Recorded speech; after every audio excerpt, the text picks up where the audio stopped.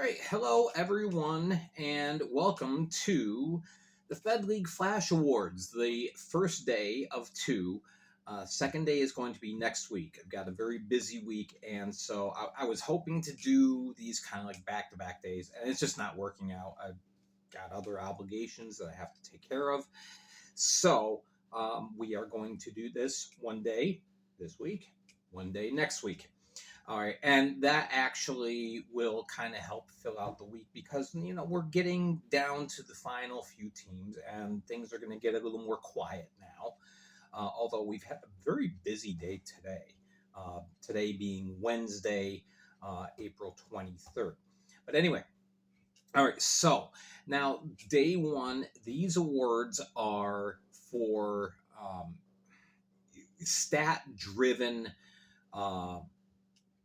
Accomplishments. All right. So there really wasn't any subjectivity to this. It's just like these are the people who achieve this. The second day next week, it will be my choice on things. All right. But for today, we are going to go with this. And I'm going to, I've named each of these awards. I want to kind of pay homage to some of the greats from the FPHL's past.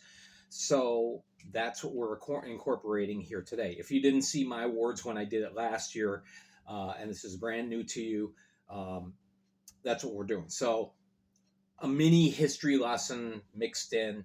Not going to go into depth here, but nonetheless, I do want to honor some of the past people as well as honor the people who did a fantastic job this year and accomplished a lot. So, all right, let's start off with our leading scorer. This is the Ahmed Mahfouz Award. The Ahmed Mahfouz Award, he played for 7 teams for the first 12 years of the FPHL. He led the league in scoring 4 times. He broke the 100-point barrier 3 times. He averaged 2.03 points per game. I mean, this guy was a scoring machine. And he ended his time in the Fed with 295 goals, which was second all time, 590 assists, that's tops, and 885 points. That is tops as well. This is an accomplishment, 885 points. That may never be eclipsed at this point. But anyway, so our award goes to Karat Milan of the Athens Rock Lobsters. He was the only player this year to eclipse the 100-point mark. He had 101 points and obviously led the league in scoring. All right. Moving on, we now have the leading goal scorer for the year. This is the Pierre Dagenet Award. Dagenet joined the brand new Federal Hockey League back in 2010 to help give it some credibility and name recognition. All right. Dagenet was an NHL vet for 142 games. He played with the New Jersey Devils, the Florida Panthers, and Montreal Canadiens as well. He also played 94 games for Tractor of the Continental Hockey League, which of course is the top league in Russia. And he joined the Akwesasne Warriors the first 2 seasons of the FPHL, or then just the FHL. In his second and final year, he netted an astounding 81 goals in just 45 games played. He also leads the league as the top point scorer in one season, 143 points. That is still the benchmark even today.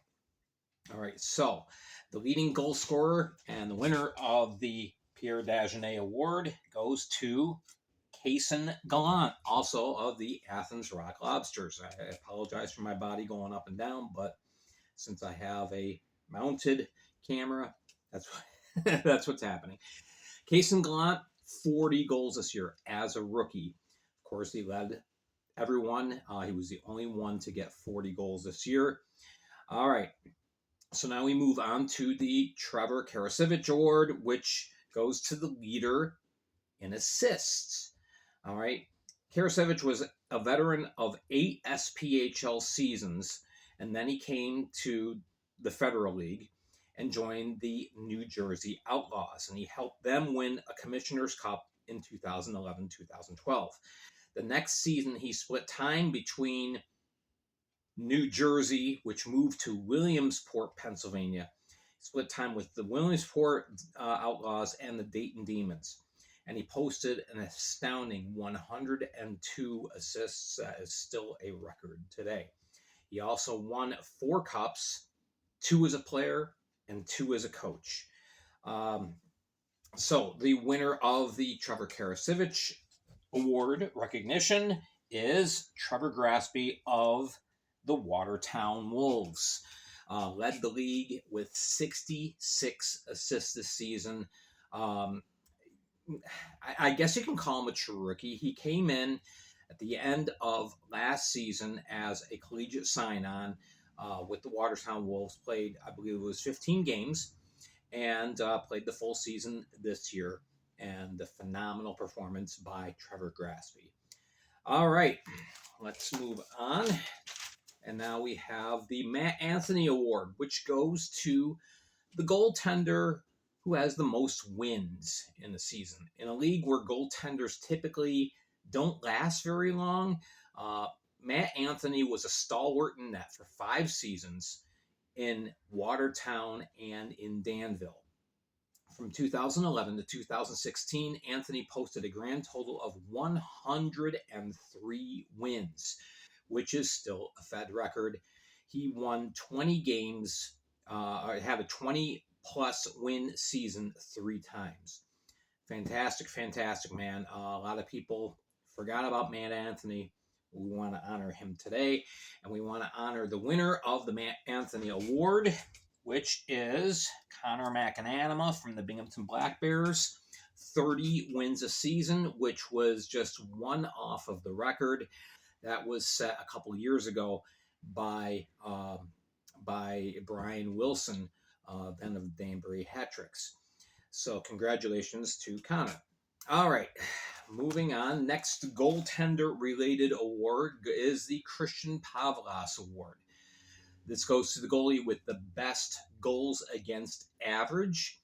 Now, Pavlas came to the Fed after playing several years in Slovakia, and he backstopped the 2018 to 2019 Carolina Thunderbirds, arguably the greatest team in Fed history.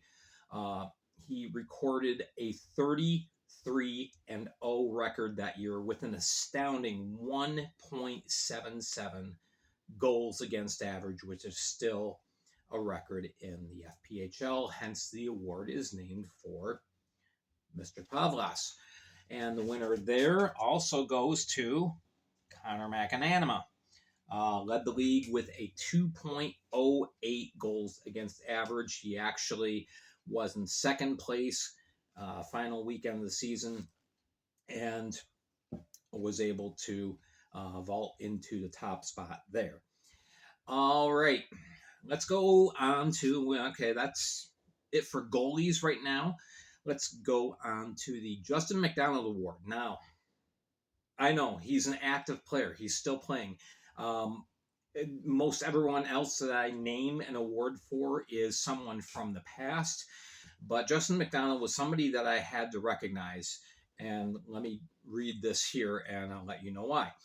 Justin McDonald Award goes to the leader in plus-minus rating. McDonald is the only person to lead the league twice. Obviously, he's a minor league veteran of 627 games. That includes the ECHL, the SPHL, and the Fed. And he holds the record for a best plus-minus rating in a year, a plus 87 with the 2021-22 Watertown Wolves, helping them win the Commissioner's Cup that year. The winner of the Justin McDonald Award for best plus-minus rating is Dan Stone of the Binghamton Black Bears. Led the league with a plus 56 this year. There were several outstanding defensive performances this year, but Dan Stone led the league in this department. And the last one that I'm going to do today, I don't know if you call it an award, but it's a recognition. And I wanted to honor him, whether you like him or not. Joe Pace Jr. Uh, yeah, he's one of the people that you could arguably say, if not for him, the FPHL might not exist today. The Joe Pace Jr. Award goes to the leader in penalty minutes. Joe Pace was a consummate showman and was an integral part in the FPHL from 2011, which was the second season, all the way to 2024. He leads the league both in penalty minutes, which is 1852, and in games played with 531. So the winner of the Joe Pace Jr. Award, most penalty minutes a season, goes to Tucker Scantlebury of the Port Huron Prowlers. Led the league with 210 penalty minutes this year. So there you go. These are the stat-driven recognitions that we are giving out today. Congratulations to everyone on the list, on their accomplishments. And next week, we're going to go into some, again, subjective choices. I'm going to have an MVP award. I'm going to have Best Defensiveman, Rookie of the Year,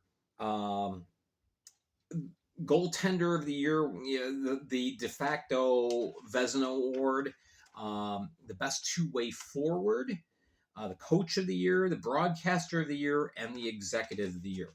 Now, I can tell you my choices are going to be different than what you see recognized by the FPHL, and I certainly don't want to diminish those accomplishments and those recognitions given.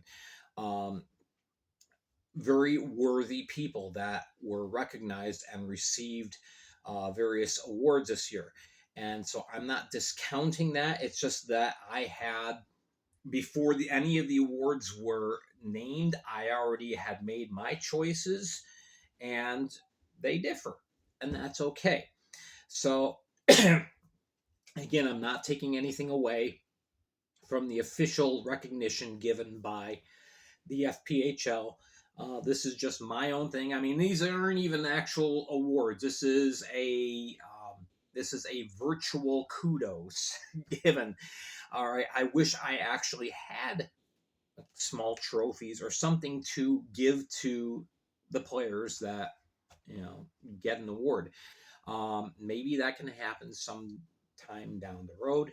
We'll see. But for this year, we're just giving them a well-deserved hand clap and the thumbs up, and a recognition here on the Fed League Flash. So there you go. There is day one.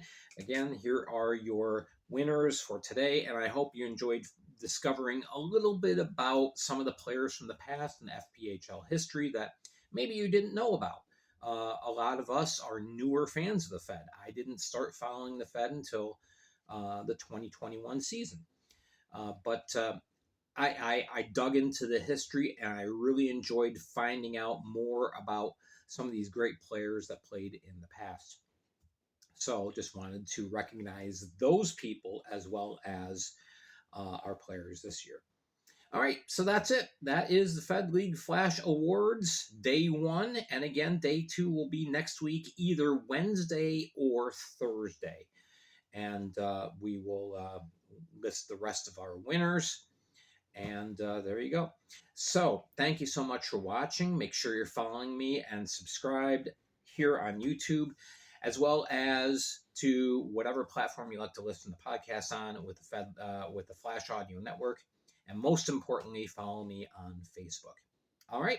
Thank you so much for watching, and we will see you next on YouTube this weekend for the game recaps for round 2. All right. Have a wonderful day, everyone.